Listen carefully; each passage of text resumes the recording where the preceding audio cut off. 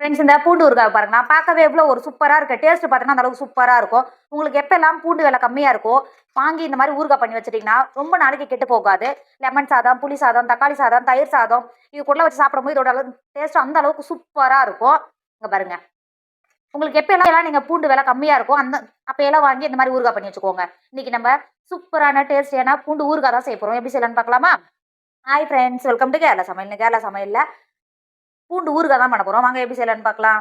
இந்த பூண்டு ஊறுகாய் பண்ணுறதுக்கு நான் 1/2 கிலோ பூண்டை தோல் நீக்கிட்டு நல்லா கழுவிட்டு தண்ணி நல்லா வடிகட்டி எடுத்துன்னு வந்திருக்கிறேன். இப்போ இந்த பூண்டை மாற்றி வச்சுக்கோங்க. ஊறுகாய் பண்ணுறதுக்கு இப்போ அடுப்பில் ஒரு இரும்பு கடாய் வச்சுக்கோங்க. 100 கிராம் நல்லெண்ணெய் எடுத்திருக்கேன். இப்போ நல்லெண்ணெய் உள்ள சேர்த்துக்கோங்க.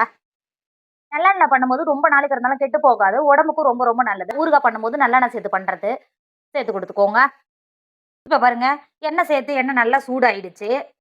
1 டேபிள் ஸ்பூன் வெந்தயம் சேர்த்துக்கோங்க. அது கூடவே 1 டேபிள் ஸ்பூன் கடுகு சேர்த்துக்கோங்க. இப்போ பாருங்க கடுகும் வெந்தயம் சேர்த்து நல்லா பொரிஞ்சு வந்துருச்சு. 1/4 கப் இஞ்சி நல்லா பொடியாக கட் பண்ணி வச்சிருக்கேன். இப்போ இஞ்சியை உள்ள சேர்த்துக்கோங்க. இஞ்சியை சேர்த்து கொடுத்துட்டு அது கூடவே 5 பச்சை மிளகாவை பொடியாக கட் பண்ணி வச்சிருக்கேன். இப்போ சேர்த்து கொடுத்துக்கோங்க. சேர்த்து கொடுத்துட்டு அது கூடவே 1 கைப்பிடி அளவு நல்லா கருவேப்பிலையை உருவிட்டு சேர்த்துக்கோங்க.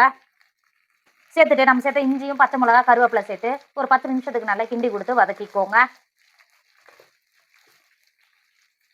இப்போ பாருங்க பூண்டு இஞ்சியும் நம்ம சேர்த்த கருவேப்பிலையும் நல்லா வதங்கி வந்திருக்கு. இப்போ இந்த ஸ்டேஜில் நம்ம கழுவி நல்லா தண்ணியெல்லாம் வடிகட்டி எடுத்து வச்சுருக்கோம்ல பூண்டை உள்ள சேர்த்துக்கோங்க. சேர்த்துட்டு பூண்டை நல்லா கிண்டி கொடுத்து ஒரு 15 நிமிஷத்துக்கு பூண்டு நல்லா வாசனை வர வரைக்கும் நல்லா இந்த எண்ணெயிலே நல்லா வதக்கிக்கோங்க.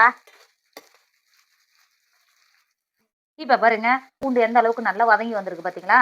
இப்போ ஒரு டைம் நல்லா கிண்டி கொடுத்துக்கோங்க. இந்த அளவுக்கு நல்லா கிண்டி கொடுத்துட்டு இப்போ மசாலாலாம் சேர்த்து கொடுத்துக்கோங்க. 2 டேபிள் ஸ்பூன் காஷ்மீர் மிளகாத்தூள் சேர்த்துக்கோங்க. நம்ம பச்சை மிளகா சேர்த்துக்கிறோம். காரத்துக்கு அனுசரித்து மிளகாத்தூள் சேர்த்து கொடுத்துக்கோங்க. அது கூடவே 1/4 டேபிள் ஸ்பூன் மஞ்சத்தூள் சேர்த்துக்கோங்க. 1/2 டேபிள் ஸ்பூன் பெருங்காயத்தூள் சேர்த்துக்கோங்க. சேர்த்து கொடுத்துட்டு அது கூடவே 1/2 டேபிள் ஸ்பூன் அளவுக்கு மிளகுத்தூள் சேர்த்துக்கோங்க. டேஸ்ட்டுக்கு அனுசரித்து உப்பு சேர்த்துக்கோங்க. நான் 1/2 டேபிள் ஸ்பூன் அளவுக்கு உப்பு சேர்த்துக்கிறேன். சேர்த்துட்டு ஒரு டைம் நல்லா கிண்டி கொடுத்துக்கோங்க. இந்த அளவுக்கு நல்லா கிண்டி கொடுத்துட்டு நம்ம மசாலாவோட ஒரு 5 நிமிஷம் நல்லா வேக விடுங்க. இப்போ பாருங்க ஒரு 5 நிமிஷம் நல்லா மிளகாத்தூளோட நம்ம சேர்த்த மசாலாவோட பச்சை வடையெல்லாம் போயிடுச்சு. இங்கே பாருங்க இப்போ ஒரு டைம் நல்லா கிண்டி கொடுத்துக்கோங்க. கிண்டி கொடுத்துட்டு 1/4 கப்பு 2 டேபிள் ஸ்பூன் அளவுக்கு வினிகர் எடுத்து வச்சிருக்கேன். இப்போ உள்ள சேர்த்து கொடுத்துக்கோங்க. வினிகர் சேர்த்துட்டு ஒரு டைம் நல்லா கிண்டி கொடுத்துக்கோங்க. இந்த அளவுக்கு கிண்டி கொடுத்துட்டு ஒரு 5 நிமிஷம் மட்டும் வினிகர் நம்ம சேர்த்த ஊறுகாவோட சேர்த்து ஒரு 5 நிமிஷம் மட்டும் வேக விடுங்க. இப்போ பாருங்க ஒரு 5 நிமிஷம் ஆயிடுச்சு. எந்த அளவுக்கு நல்லா வினிகர் ஊறுகாவோட சேர்ந்து எந்த அளவுக்கு நல்லா வெந்து வந்திருக்கு பார்த்தீங்களா? இப்போ ஒரு டைம் நல்லா கிண்டி கொடுத்துக்கோங்க. கிண்டி கொடுத்துட்டு நமக்கு பூண்டு ஊறுகாய் சூப்பராக ரெடி ஆயிடுச்சு. இறக்கிக்கோங்க. ஃப்ரெண்ட்ஸ் நம்மளோட பூண்டு ஊறுகாய் சூப்பராக ரெடி ஆயிடுச்சு. இதோட டேஸ்ட் அந்த அளவுக்கு சூப்பராக இருக்கும். பூண்டு விலை கம்மியாக இருக்கும் போது இது மாதிரி 2 கிலோ 3 கிலோ வாங்கி தோல் நீக்கிட்டு ஊறுகாய் பண்ணி வச்சுட்டிங்கன்னா ரொம்ப நாளைக்கு கெட்டு போகாது. நம்ம கடையில் போய் ஊறுகாய் வாங்கணும் அவசியமே கிடையாது. நம்ம வீட்டிலே செஞ்சு வச்சுட்டுனாக்கா உடம்புக்கு ரொம்ப ரொம்ப நல்லது.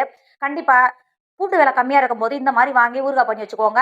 உங்கள் வீட்டில் இருக்கிற குழந்தைங்களுக்கு லஞ்ச் பாக்ஸில் லெமன் சாதம், தயிர் சாதம், தக்காளி சாதம் இது மாதிரிலாம் செஞ்சு கொடுக்கும்போது இந்த ஊறுகாய் வச்சு கொடுத்தீங்கன்னா போதும். அவங்க விரும்பி சாப்பிடுவாங்க. டேஸ்ட்டும் அந்த அளவுக்கு நல்லா சூப்பராக இருக்கும். கண்டிப்பாக நீங்களும் ட்ரை பண்ணுங்கள். என்னோட வீடியோ உங்களுக்கு பிடிச்சிருந்தா உங்கள் ஃப்ரெண்டு உங்கள் ஃபேமிலிக்கு ஷேர் பண்ணுங்கள். மறக்காமல் கேரளா சமையல் சப்ஸ்கிரைப் பண்ணிக்கோங்க. தேங்க்யூ.